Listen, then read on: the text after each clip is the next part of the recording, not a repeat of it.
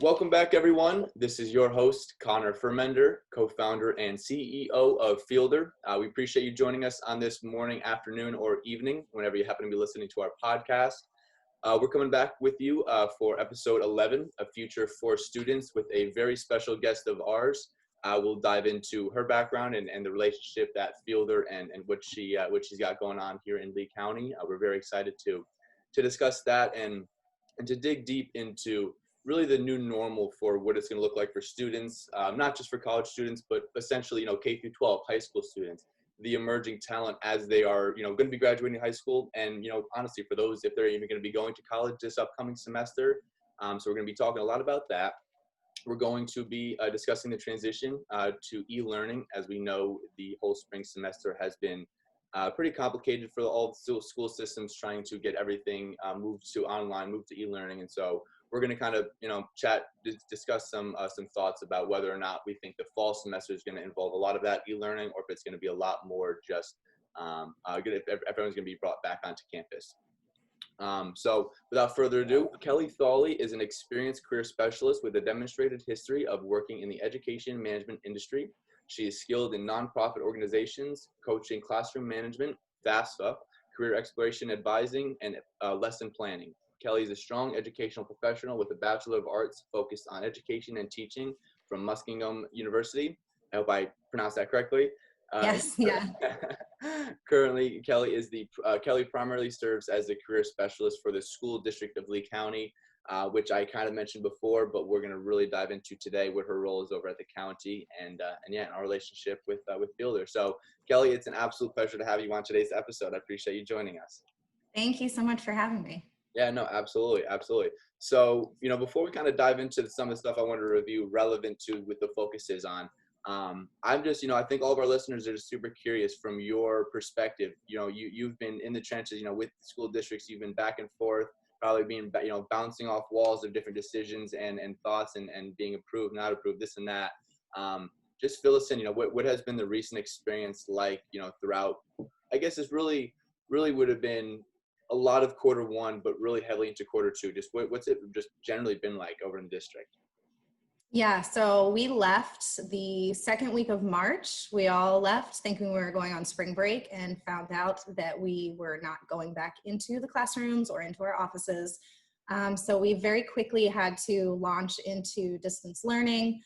Teachers had to go through some pretty rigorous training very quickly the very first week after spring break. And then that following week, they started with online distance learning for all students. So we as a district were super impressed with all of our teachers and staff and how quickly they adapted to this new normal, as everyone's calling it. So I think our students actually have handled it probably better than the adults. They're used to doing a lot of things virtually anyway. Right. So it was a transition, especially for teachers learning Zoom, something that a lot of them hadn't done before. Learning how to upload lesson plans, put them into Google Classroom, assign them to students. Our department is the career and tech ed department. So we focus a lot with our teachers. A lot of it is hands-on training. So how do you teach welding virtually? They can't do it physically through a computer. So we switched our focus more to soft skills. We listened to our local business partners and asked them, over time, we've heard what they've needed from students, and it's been those foundational skills, soft skills, communication, teamwork, how to dress professionally, how to write a resume. So we researched quite a few online resources and found a company that was willing to work with us and provided us with a lot of resources that we could then turn into lesson plans and put back out to our teachers. So our teachers were able to use those lesson plans that we helped create and assign those to their students. Focus on all of those foundational skills. So they're still learning things that they need to know for when they're in the workplace and in the work field. So it wasn't wasted time. We definitely tried to use it to our advantage to get them some of those foundational skills. And if I'm not mistaken too, I believe this definitely varies by district and by state, frankly. Yes. But the entire time, and to your point but, going through the semester, there was really no, to a point, no final confirmation of, okay, we're going to be transition, or we're going to be learning online for the whole rest of the semester.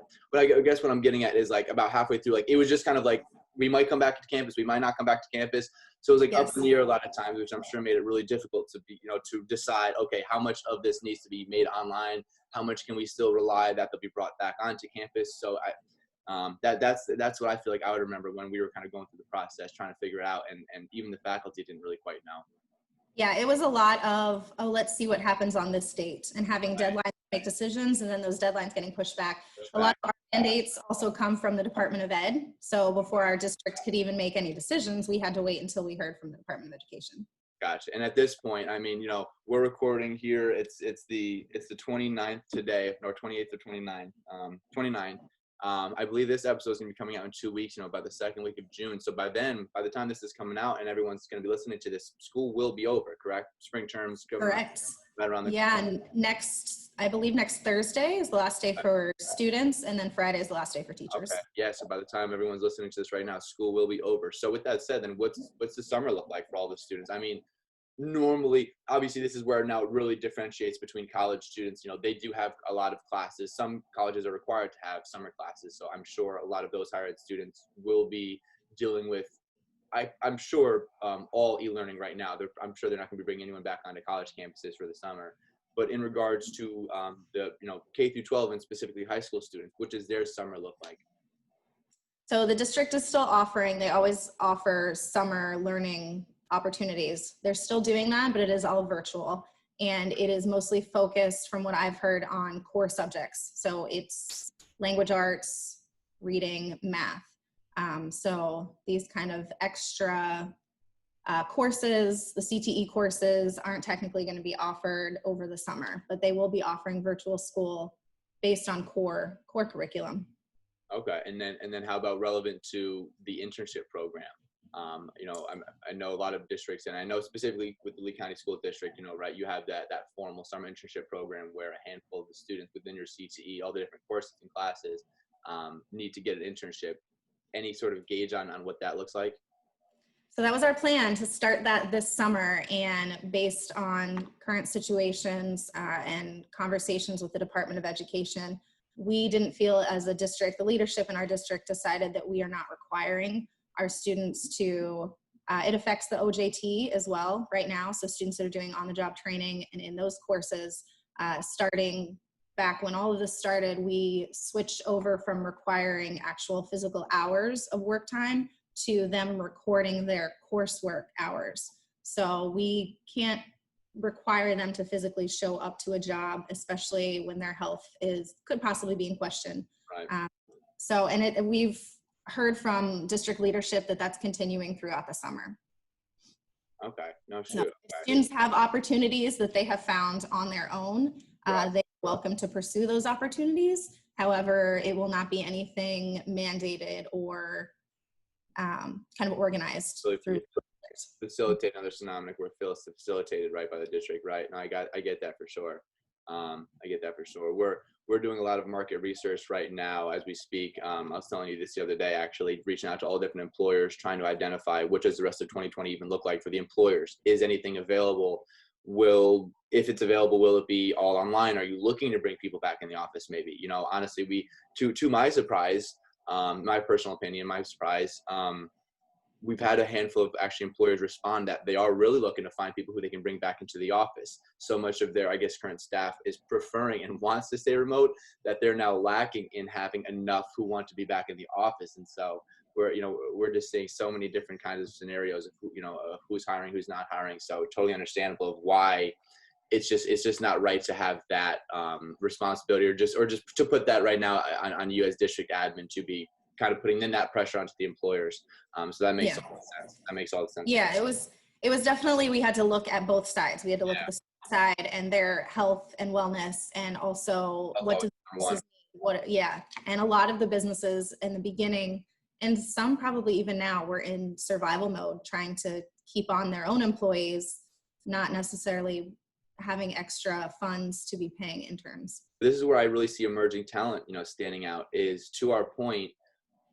employers are going to be looking to bring on as much help as they can with obviously as little expense as possible without hopefully having to hire a new full-time employee or even a part-time employee for that matter. So maybe, yes, right now in this exact time and moment of 2020 may not be the best position for internships or types of engagements like that.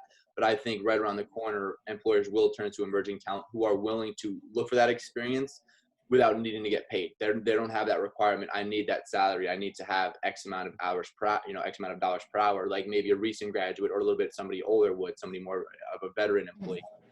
So I think that's where emerging talent will really stand out and play a part, because it serves both, both. It's a win-win for the employer, being that, low cost to no cost help. And then for the student, pure experience when they're not really in a position where they need money right now.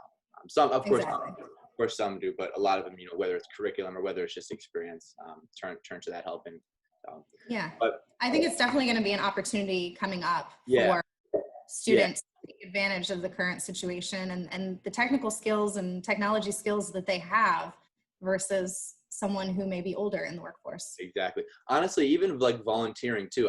In our last podcast, episode 9, I was talking with one of my mentors, Nolan, and we were talking about the benefits of volunteering and, or service learning, another word for it. And that so many times offering that help, your time and effort for free to that nonprofit, even that company, whatever it be, a lot of times can then result in being offered a paid position following it. That happened to me. That happened to Nolan, right? And so we were talking about, obviously in the context of leaders taking that initiative to go volunteer their time, but just in the context of now students, whether it is required for their classes or not, taking the opportunity that, look, nonprofits do absolutely need help right now, and they're not in a position to hire anybody. So go offer your time, somewhere where you are passionate about, where maybe your culture aligns with the culture of the nonprofit. Offer that time, a week, a month's worth of your time, whatever it be, spread out over time. But for all you know, that could then in due time turn out to be a paid position. They'll see the value that you bring to them for free, and it was that initiative that you took will then lead to the paid position. So I always like to encourage our students to get volunteer work. Oh, definitely. Yeah. Definitely. But so going now, kind of looking a little bit into the future, into the fall term, this is going to be probably a difficult question or answer to gauge, just because nobody really knows. Maybe your perspective will be a better response than that. But online or on campus for the fall semester, what do you think is going to happen? And maybe even answer both for colleges and for high schools. What do you think is going to happen? I'm curious. Yeah, this is the $1 million question, right? That everyone wants to know. Yeah. Officially, we have not received any word yet. I think the state, the Department of Ed, they're still trying to figure out exactly where to go. It's day by day. I think that there will be some sort of hybrid version, whether it's, I know I've heard of school districts talking about bringing half of the students in the morning, the other half in the afternoon, or splitting up the week, bringing in one group on Mondays and Wednesdays, another on Tuesdays and Thursdays, and then everybody is working virtually on Fridays. So we'll see, I guess. We'll see. We have to be prepared for all situations. Yeah, I really like your perspective of the integrated approach, like kind of meshing both together. So if I understood correctly, again, this is all just your best guess, best assumption. If I understood correctly, it's really going to be possibly more split up and integrated, by days or by groups versus the classes or the style of curriculum. You see what I'm getting at? Like, I'm wondering, like, maybe some classes will just like flat out, like you're talking about the welding got to be on campus. Let's try to push that to be on campus. We actually want to teach you the hands-on, and then splitting up the other classes, like, okay, engineering or graphic design, whatever it be, they're taking maybe an Adobe course or something like that. I don't know what it is, but let's say that, for an example, that can be done online, right? That can be done virtual. So some integrated approach to that. I think, to your point, I think right. And that may be how they decide to do it, is by class, because there are obviously more classes that need more in-person, hands-on experience. So they would need more time in the classroom. Theory could probably be taught online. On the topic of then, like, actual hands-on experience, on-the-job experience, you mentioned that before. Where do you see experiential learning, or let's put aside jobs for let's put that aside for right now, and really speak on experiential learning, the project-based learning that is going to be heavily tied to their curriculum. Really, come fall semester, we would hope that there shouldn't be any resistance to them still being able to get that style of engagements, right? And so there's really going to be no way they can work around the curriculum. They're going to have to figure out a way to get those engagements. So how and where do you see experiential learning playing a role in this upcoming fall semester, even let's say going into 2021? How do you really see experiential learning bringing value and playing a huge role in getting students back on their feet and getting that on the job experience? I think it's really going to start giving them perspective on what they want to do after high school. I'm hopeful that we will be able to get our students started in some of these internships and job shadowing experiences, maybe in locations where the staff ratio is much smaller, so it's safer for them to go in and get these hands-on experiential learning experiences. That's my hope. I definitely, to your point, well, at the end of the day, it really all has to do with what employers are even offering. So, with that brings up another good point. What is, one thing from this perspective of somebody working at the school, what's one thing that they could do or that would be very mutually beneficial for everyone to start gearing in the right direction? Is there anything that they could do? Just starting to even think and entertain the idea of having a high school student in their workplace, whether it's job shadowing and allowing that student, a couple days over the course of a month to come in and job shadow a couple of different positions. Students get so much out of actually being there and seeing what the day-to-day job looks like versus reading about it or watching a video about it. Actually having them immersed in the workplace, and it gives them a chance to work on those foundational skills that businesses are saying that they need. So I think really just businesses being willing to have their doors open, to have students come in. It's not that you necessarily have to pay them. It doesn't have to be an official internship, just allowing them to come in and see what the day-to-day operations look like. Right. There's just as much strength in a student figuring out, oh, this is not what I thought it was. I don't want to do this.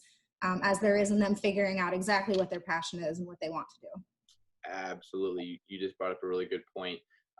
That's honestly such an origin to why we started Fieldr last year, a little over a year and a half ago, was, we saw so many students graduating, again, in the context of college, graduating, but I would love to know the numbers on this. Within, let's call it 6 months, the majority of them would quit that first full-time job because it wasn't what they expected it to be. Maybe even if they were working at it, somewhat before, very, very, just a little bit, then they quit, after graduating because now they're really submerged into the industry. Now they're really getting the real gauge and feel for what the industry is like and what their day-to-day looks like. And then they're quitting because it's, again, not what they anticipated it to be. Mm-hmm. Versus while they were still in school, while they're still an undergraduate, even all the way back to when they're in high school, like we're talking about now, just having had that opportunity to be submerged into the industry, be around that environment, that atmosphere, to get a gauge on if that's really something they can see themselves in the long term committing to. Because obviously, a full-time job is much more of a commitment than an internship or than the job shadow, the apprenticeship, whatever it be. So always, obviously, those building blocks are just that, the building blocks to then the student furthering their career and navigating that path, finding what it is they like. So no, I absolutely agree. Yeah, I'm on your side of it.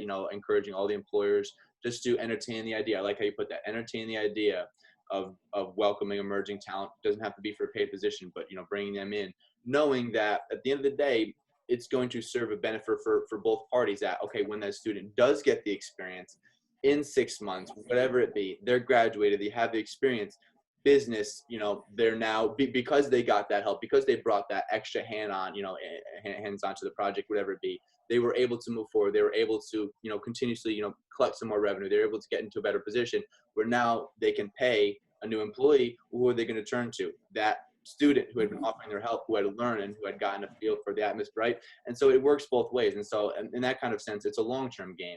But I definitely agree. And I think that's where we're going to see a lot of going through 2020 is a lot of those seeds being planted in emerging talent and in those possible positions. And then we'll see all that sprouting throughout 2021 as real jobs are now offered once again. And we really see a lot of the rebuild coming. But one can only hope, right? Yeah, that's exactly what we hope for. Can only hope. Yeah, no, absolutely. Cool. So a lot of our listeners, you all might know already that Fieldr in the school district of Lee County, we've been working together for, I think it's probably since even November, December, something like that, when we really started, locking down this idea of working together and what the Fieldr platform will look like for high school students. Well, here we are, almost 6 months later. Wow, time flies.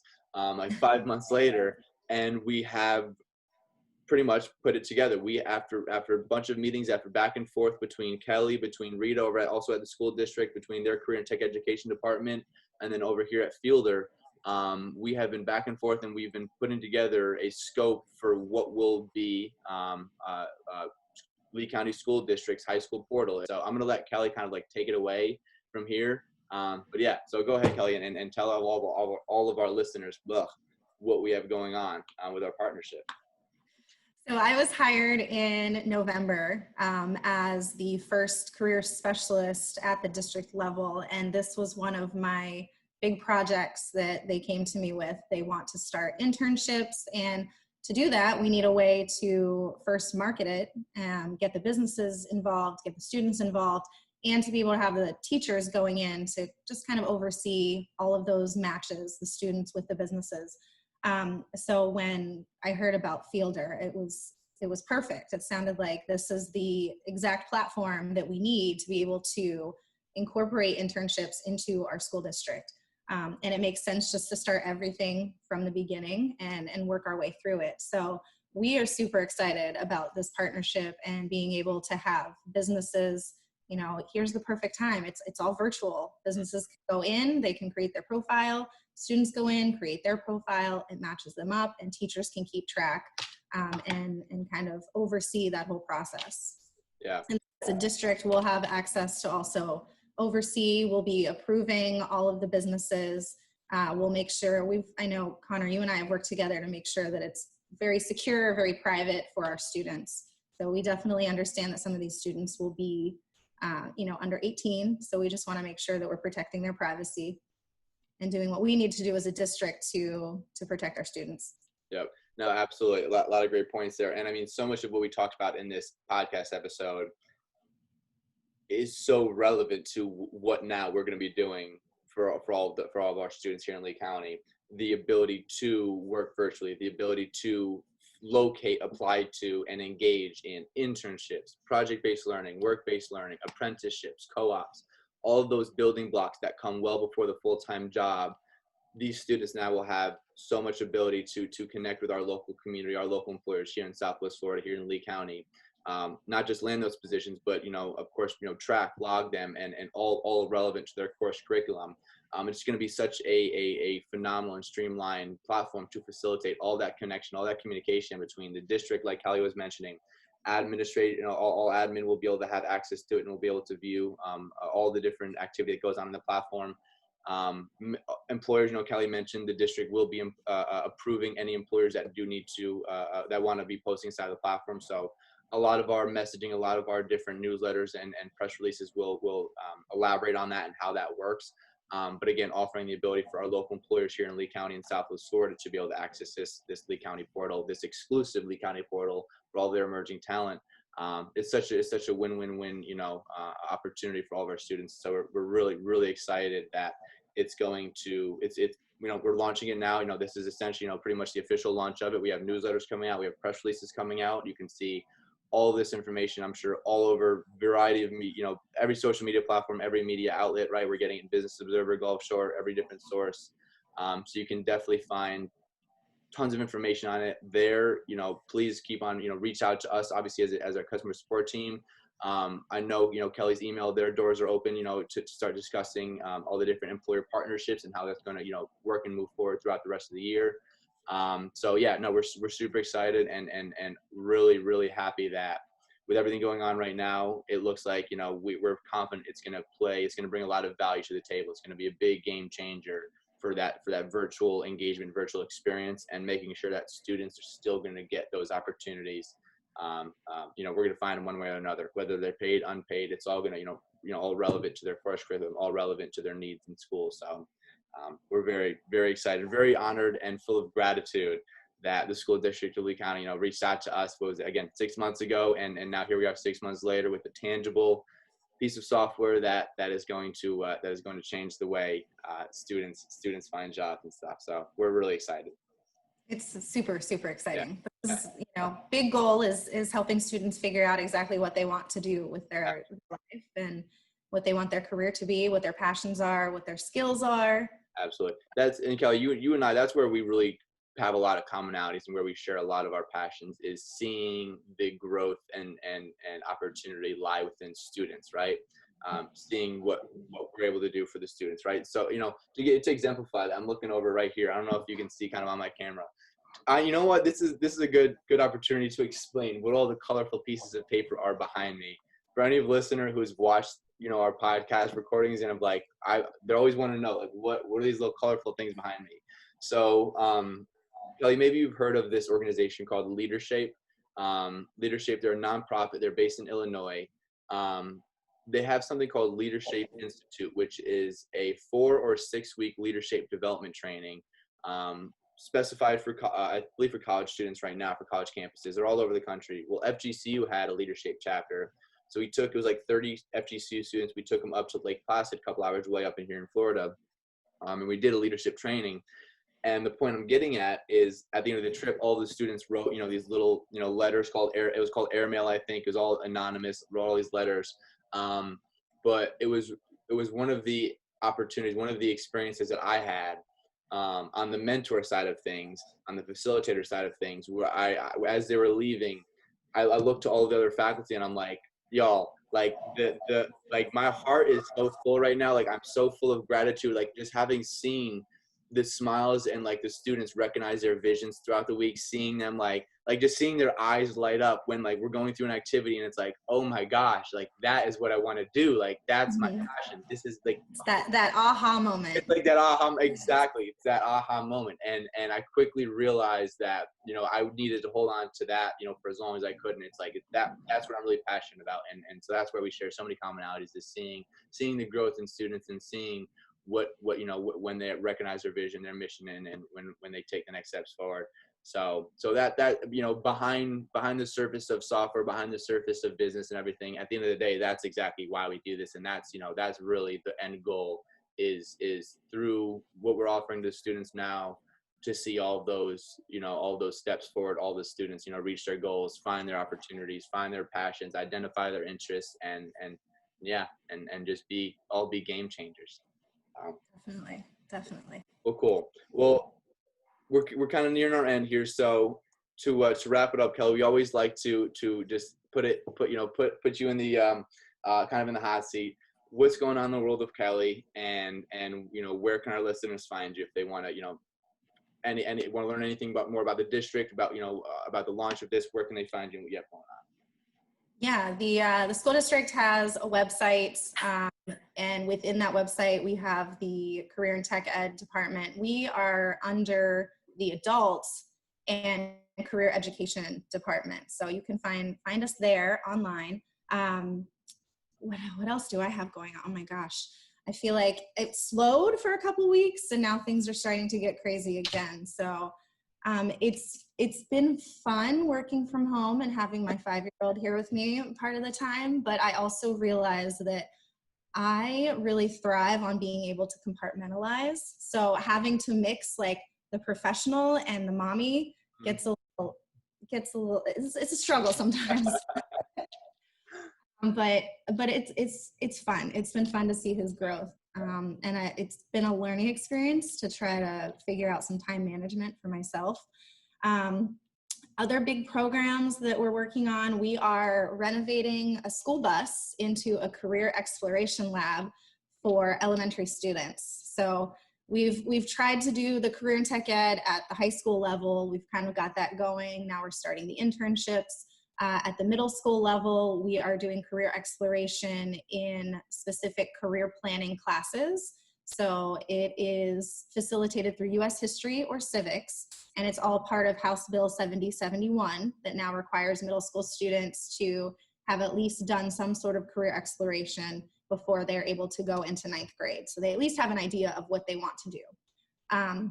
We are using a platform called My Career Shines, which is totally free and available for anybody in Florida. the Department of Ed has purchased that for all school districts. So students should be getting on My Career Shines through their US history or civics class. And there's a career interest assessment that they take, a skills assessment that they take. And based on that, they use national clusters, different businesses and careers, the career clusters, and they match up the students' interests and skills with the career clusters and rank them for them. So the students can see what their top matches are, what would be good for them, what would not be good for them. So hopefully they learn a little bit about themselves in that process. So that's middle school, and then elementary school, we have the bus that will be coming out next school year. It's currently at the RV technician, and he is completely renovating the inside for us. And our friends over at Carbon Press will be creating a wrap for the outside. So that's been really fun, talking about design and what it's going to look like. And like I said, it's all been a learning experience for me as well. So it's been really cool to see all of these things kind of start to take shape and move forward. We have the internship app that we're super excited about. And then what else? We have currently over 40,000 students right now in our district are enrolled in career and tech ed courses. So we have about 96,000 students total. Our goal is to be at about 50%, so we're almost there. And then we have about 300 amazing CTE teachers that work really hard every day to try to reach those students. So it's a big department. I have a really awesome team. My teammates are great. So we work really hard every day, but it's for those aha moments. Yeah. I love it. I love it. Shout out to those 300 and plus teachers then who were able to navigate the terrain of this semester and definitely provide still a very valuable semester to all of our students. So I love it. And if, correct me if I'm wrong, but so you said 96,000. I heard something wrong. It's growing, right? You know. Yeah. We've got 40,000 right now that are definitely enrolled. So every year we seem to move that needle up a little more. Definitely. That's exciting. That's all exciting. Awesome. Well, it was a lot of fun today, Kelly. I really appreciate you coming on the episode. I really enjoyed it. Thanks for having me. So everyone, you can check this episode out. It's always available on Spotify, Google, Apple Podcasts. We always repurpose the videos onto YouTube as well. You can find all of those links on Fieldr.app/Fieldr Academy. Just go over to our homepage and you'll see the tab on the top that says Fieldr Academy. Click that and you'll see actually not just this episode, but all of our episodes as well as the streaming links. But until then, re-listen to this episode. As we always mention, there's always a ton of gold in these episodes. And I'm sure that when you give it a re-listen, you always find something that you missed before. But other than that, everyone, keep on staying healthy, keep on staying safe. It looks like everything is on the way to the new normal, right? Not back to normal, but the new normal, as we were mentioning before. So keep plugging away, keep staying opportunistic, and we will all see you on the other side. Bye now.